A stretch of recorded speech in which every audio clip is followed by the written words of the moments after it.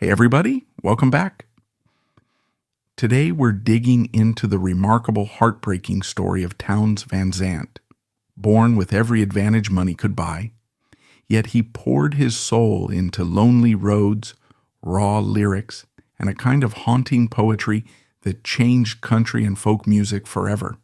If you've ever heard Pancho and Lefty or felt the depth of those slow, sorrowful tunes and wondered where they came from, you're in the right place. Stick around, because the life and legacy of Townes Van Zandt is as tragic as it is inspiring, and you won't want to miss a single chapter. Townes Van Zandt was born on March 7, 1944, in Fort Worth, Texas, emerging into a life that should have guaranteed him comfort and success. His father, Harris Van Zandt, came from a line of oil executives who had worked in various capacities to build a significant fortune, and his mother, Dorothy, carried herself with a certain elegance befitting the upper crust of Texan society. In this environment of formal dinners, social graces, and well-tended lawns, young Townes might have grown up to become a polished scion, expected to follow some structured path toward business or law. But from the moment he became aware of the difference between appearances and hidden truths, he seemed compelled to pursue something else entirely, a longing for a world beyond the glass chandeliers and superficial pleasantries. That longing found its form in music, particularly in the plaintive tones of country and blues songs that poured from the radio in those days. As a child, he was quiet yet observant, noticing how his parents and relatives maintained their decorum and their social obligations. Their conversations often revolved around the fortunes of the oil business, the politics of Fort Worth, and the expected path for a boy of his standing. Townes, however, felt an odd distance from all this. He would slip away from the living room talk, retreating to a corner of the house or even a bedroom upstairs, tuning into the radio if he could. Certain nights he would stay awake far later than any child should, mesmerized by the voices of Hank Williams or the raw guitar lines of Lightnin' Hopkins. He found in those songs a profound sadness and honesty that he didn't sense in the controlled politeness of his parents' world. At first, his father might have thought it was just a phase. Boys often find curious hobbies, but it soon became clear that Townes had latched onto music as more than mere entertainment. By the time he was 10, he was picking up chord progressions on a guitar that had been stashed away in some closet. He practiced almost obsessively, though at that age, practice might have just meant strumming the same few progressions while dreaming of the day he'd be able to sing with the same aching sorrow he heard in the older records. When he reached adolescence, the tensions between his sense of self and his parents' expectations became more pronounced. The Van Zandts enrolled him in Shattuck Military Academy in hopes of imposing discipline. If he adapted to that life, the thinking might have gone, he could eventually find his place in the family business or a prestigious career. Yet at the academy, Townes felt stifled by the regimentation. Stories later circulated about him sneaking out after curfew to write poetry under a street lamp, or quietly plucking a guitar while the rest of the dormitory was asleep. He ended up being expelled, an event that caused both embarrassment to the family and a sense of defiant pride in Townes. He had proven even to himself that he couldn't fit into molds that didn't align with his inner calling.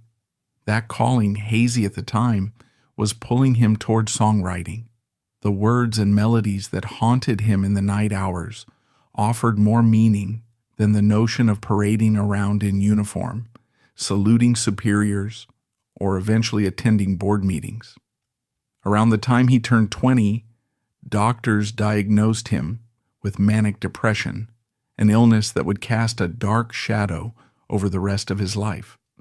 Perhaps in line with medical practices of the early 1960s, they prescribed insulin shock therapy. It was an aggressive approach, believed by some doctors, to reset certain brain pathways.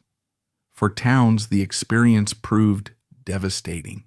The therapy wiped out large portions of his childhood memories, leaving him with a sense of deep dislocation.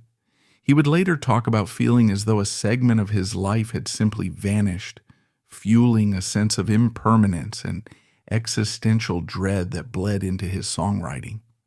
This period marked the first real fracture between him and his parents, who were primarily concerned with fixing their son and might not have fully understood the therapy's ramifications. Townes, for his part, saw it as both a personal tragedy and a bizarre liberation. If his memories were gone, he would create new ones. If the path he'd started was no longer clearly visible, he would carve a new one, guided by the musical impulses that never deserted him. In an attempt to follow a more standard path, Townes enrolled at the University of Colorado. For a short time, he tried to be the college student his parents wanted him to be, but his penchant for heavy drinking and his inherent disdain for structure led him to drop out. People who encountered him at the university remember a lanky young man who was more likely to be found sitting under a tree with his guitar than attending lectures. He could captivate a small group with the depth of his improvised lyrics, but he rarely turned assignments in on time, if at all. He realized that an academic environment wasn't going to satisfy him. The call of the coffee houses and folks clubs was louder than any professor's lecture. By about 1965, Townes had married Fran Lohr. The union at first seemed to ground him, but as they tried to build a life, his wandering spirit made it difficult. He began frequenting the Houston folk scene, playing at small venues where the pay was minimal, but the intimacy was perfect for revealing his raw, introspective songs. Age 21, he was grappling with a desire to put his entire life into his music. This was the era in which Bob Dylan had electrified the folk world, proving a single voice and guitar could shift cultural currents. Townes, sensing that shift, recognized that if Dylan could do it, maybe a Texan with a guitar and a handful of heartbreak-laden lyrics could also find an audience. In these years, he was learning how to perform, how to stand before a crowd, often just a dozen people sipping coffee, and convey the lonely yearning he felt inside. The songs he wrote were not typical of the cheerful or overtly political folk tunes floating around. They were personal meditations that skirted the edge of despair. He also displayed a wit in his stage banter that caught people by surprise, as if the same mind that penned stark laments could also poke fun at the human condition. His big break, if it can be called that, came in 1968 when he signed with Poppy Records. The next year, he released For the Sake of the Song, his first album. The producers layered the tracks with more instrumentation and effects than Townes preferred, a choice he later criticized for diluting the purity of his compositions. Even so, it featured Waitin' Around to Die, a piece that would become emblematic of the looming sadness that fueled his best work. The album didn't sell well, and for Townes that was both disappointing and strangely unsurprising. He never seemed confident that he would fit into the commercial marketplace anyway, yet for those few who discovered it, the record suggested that a new and unique songwriting voice had emerged, one unafraid to speak openly of hopelessness, longing, and regret. In 1969, he recorded Our Mother the Mountain, stepping away from the overproduction that had marred his debut. Critics applauded its songs, describing them as fever dream-like, conjuring images of dusty roads, lost love, and the fleeting nature of comfort. Townes and Fran welcomed their son, John Townes J.T. II, that year as well. However, fatherhood did not tame him. He was often out on the road or lost in a swirl of creative impulses. By 1970, the marriage collapsed under the weight of his incessant traveling, his drinking, and the general unpredictability of life with him. So at just 26, he was divorced, a father, and yet wholly married to his music. Across the early 1970s, he released albums at a brisk pace, including Delta, Mama Blues, 1971, and the late great Townes Van Zandt, 1972.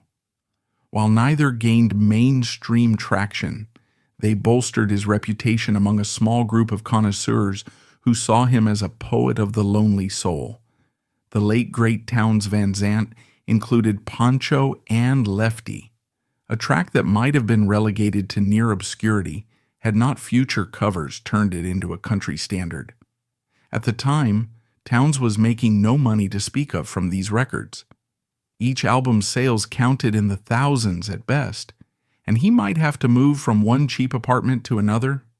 Yet he kept writing, kept performing, mainly because he had no alternative that felt remotely authentic.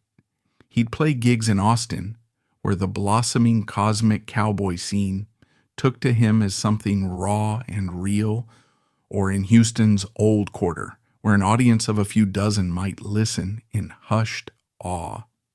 In 1973, he recorded a live set at that very venue, a set that perfectly captured the fragile magic of Townes' stage presence, though it wouldn't be released until years later.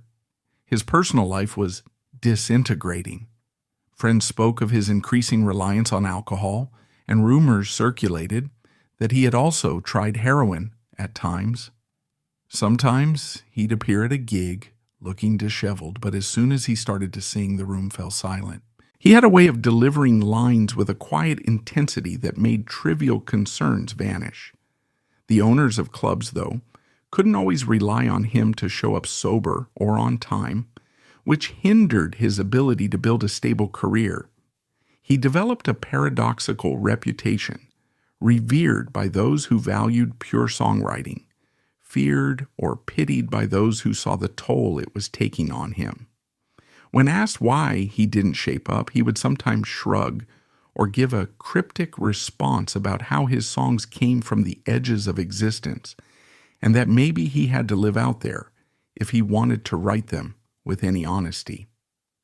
In the mid-1970s, a documentary project called Heart-Worn Highways captured a glimpse of his life. Shot in a relaxed, cinema verite style, it showed him in his kitchen playing Waitin' Around to Die, while an older acquaintance teared up. That sequence became legendary in certain circles, a testament to how powerfully Townes could convey sorrow with just a guitar and a few lines of haunting lyrics.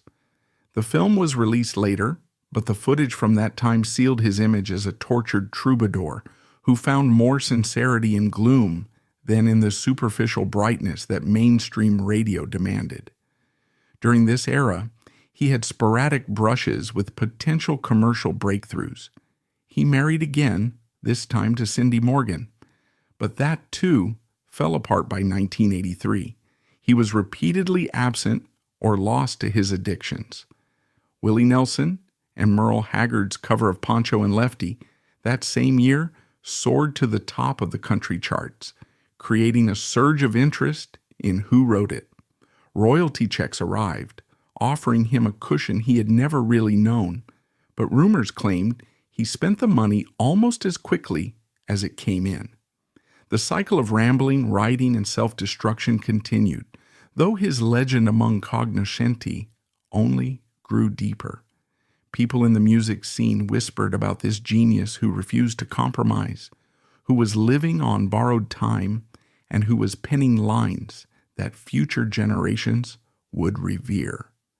In 1983, Townes married Janine Munsell after parting ways with Cindy. This new marriage would produce two more children, William Vincent in 1984 and Katie Bell in 1992. Despite fathering 3 children across his marriages, Townes never really settled into the role of a conventional family man. Janine was fiercely loyal to him, working after his death to preserve his recordings and legacy. But during the 1980s, he was rarely present in a stable sense, drifting from city to city, gig to gig. The highlight of this decade might have been Emmylou Harris scoring a success with his If I Needed You, which rose to number 1, 3.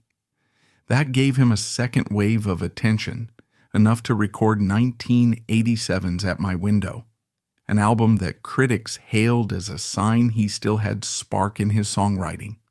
But no chart hits surfaced from it. He also had short tours in Europe, enchanting fans overseas with the same brand of raw lyricism. The 1990s arrived with alt country on the horizon, and Townes found a new, younger audience who recognized his authenticity as an antidote to the slick commercial music of the time. He recorded No Deeper Blue in 1994, which turned out to be his final studio work. Critics lauded its unwavering honesty, but mass success did not follow. He was by then living a precarious existence, occasionally overdosing or drinking himself into oblivion. That same year, he fell from a porch, breaking his hip, then refused the recommended surgery, hobbling around on a cane for the rest of his days. The anecdote underscored how stubborn he was about living and dying on his own terms. By late 1996, Townes was in frail shape physically, but still performing. He gave what would be his last show around December in Austin. Accounts differ about how the night went. Some say he was mesmerizing one last time. Others say he struggled with memory lapses and hand tremors. Then, on January 1st, 1997, he died in Smyrna, Tennessee, at just 52 years old. The coroner listed a heart arrhythmia related to his chronic drinking as the cause, though the specifics aren't entirely clear. Many believe he simply had no more to give, that his body gave out under the cumulative stress of decades of abuse. He was cremated and his ashes scattered in Texas, the place that had nurtured his sensibilities even while they were at odds with mainstream Texan culture. A memorial took place at Austin's Paramount Theater, bringing together friends and fellow musicians, some of whom had recorded his songs with great success, paying tribute to a man whose greatness was never properly recognized during his life. In the aftermath, interest in his catalog soared. Younger listeners discovered him via the covers done by Nelson Haggard and Harris, then searched out his original versions, enthralled by the sincerity in his voice. His 9 studio albums, which had sold poorly during his lifetime, collectively sold more than twice as many units after his death. A 2003 compilation was nominated for a Grammy in the folk category, highlighting how his posthumous recognition was blossoming. By the mid-2010s, he was inducted into the Austin City Limits Hall of Fame, recognized as a pillar of Texas music. Meanwhile, each year brought tributes and new covers from aspiring singer-songwriters. They latched onto his unwavering sense of honesty, finding in his music an antidote to the cynicism that sometimes pervades the industry. The children he left behind each grappled with their father's legacy in different ways. J.T. Van Zandt, his eldest, inherited some musical talents but also had to navigate the memory of a father who was absent more often than not. Janine, who outlived Townes by 2 decades, worked tirelessly to maintain the rights to his works and to ensure that any reissues were handled with respect for his artistry. She passed away in 2017, leaving behind a system for preserving his recordings. By 2024, a rediscovered concert performance at Austin City Limits from the early 1980s was released, climbing the niche music charts and once again drawing fresh ears to songs like Kathleen, Rex's Blues, and Lungs. By 2025, total worldwide sales of Townes material reached well over 2 million, dwarfing the few hundred thousand of his lifetime. Events and festivals celebrating Townes Van Zandt began to pop up, especially in Texas, where fans regarded him as a local treasure, albeit one who never followed the usual path to stardom. These gatherings emphasized the communal bond people felt through his songs, which spoke of heartbreak, fleeting love, and the fragile hold we all have on life. Young artists held open mic nights, hoping to capture some sliver of the emotional resonance that came so effortlessly to Townes. Some wrote songs about him, trying to piece together the puzzle of a man who spent a lifetime balancing on a tightrope between tragedy and rhapsody.